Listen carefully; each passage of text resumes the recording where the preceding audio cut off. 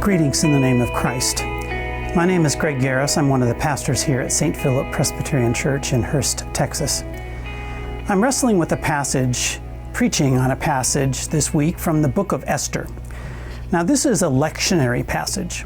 The lectionary, or more specifically, the Revised Common Lectionary, is a set of Bible passages that worship leaders use to lead the people in worship.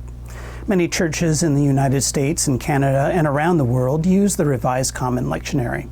It's set up in a 3-year cycle that helps us celebrate the liturgical seasons of Advent, Lent, Easter, and Pentecost. When I was in seminary, I learned that the lectionary would help me as a preacher to select the passage to preach upon. Now, there are 4 passages each Sunday. There is an Old Testament reading, a psalm, a gospel reading, and an epistle reading, or a letter directed to a group of Christians. This week, the Old Testament reading in the lectionary is from the book of Esther. It's selected verses from chapter 7 and chapter 9. Now, when we read the book of Esther, which is about a young teenage girl named Esther, we can find that it's difficult to sense how God is a part of the story. In fact, God's name is not mentioned in the book at all. But the story of Esther and Mordecai and Haman,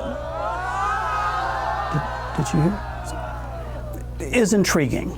It does offer us how the Jews were saved by Esther and her uncle Mordecai from Haman.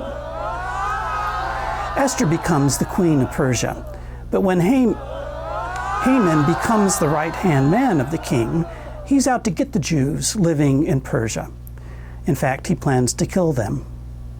Now, in the passages I preach from, we hear how Esther tells the king of Haman's plan and how she saves her people. What I'm wrestling with in this passage is how in the world did Esther get into the situation in the first place? And how did God work through her to save her people? You know, in many places around the world, faithful people trust God, but cannot utter God's name. The faithful people trust that God is at work to put things right and to deal justly with both the oppressor and the oppressed. But sometimes it's hard to imagine God at work, and it's not always easy to see God working. Very simply, I've been wrestling with what do we need to do to assist God to accomplish God's purposes in the world. One last note. Even though God's not mentioned in the book of Esther, Jews have found in this book a reason for a great feast. It is the Feast of Purim. This week I read that during this festival in the synagogue, that those in attendance would make a lot of noise each time they heard Haman's name mentioned. Now I understand the noise at Haman's name. I read this week in Tel Aviv, the festivities for the Feast of Purim take 3 days, and it's celebrated with a colorful carnival, all because of Esther and how she saved her people from that wicked Haman. Hope to see you Sunday.